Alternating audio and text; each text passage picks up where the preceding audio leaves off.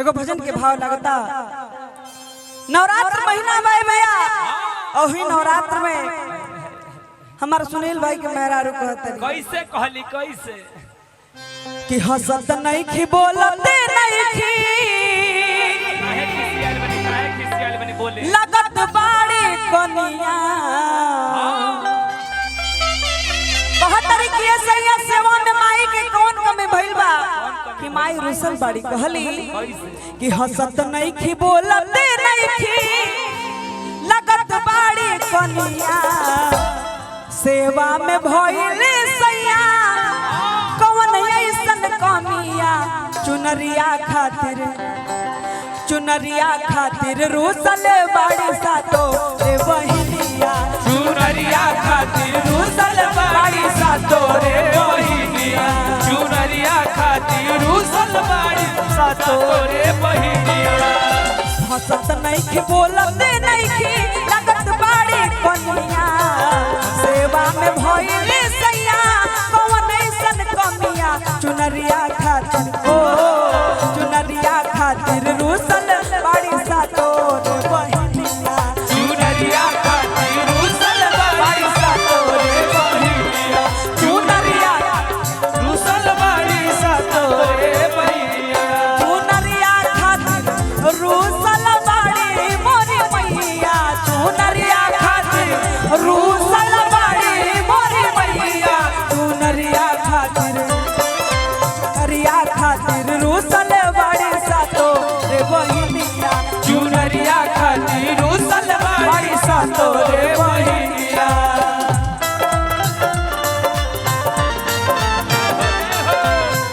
क्या बात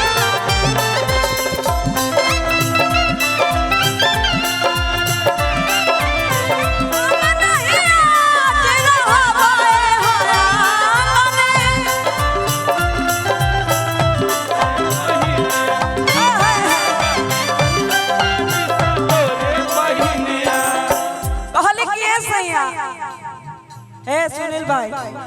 अरे वो मेहरारू के बात चलता भाव में आई रहो हाँ अब तनी आई तो तनी भाव में आई तनी एकदम मौगी के भाव में आई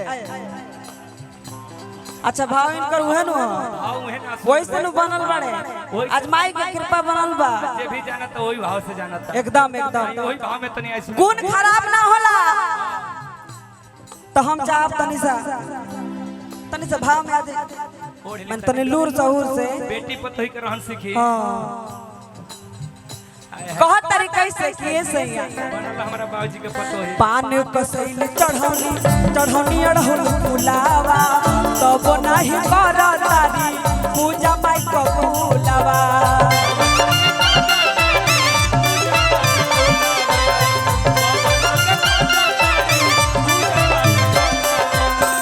पान कसैल चढ़ौनी अड़हुल फुलावा तब नहीं कर तारी पूजा माई कबूलावा तब नहीं कर तारी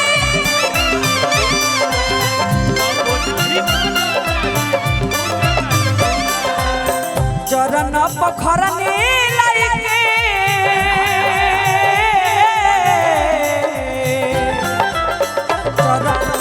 चरण पखरनी लाइके गंगा जल पनिया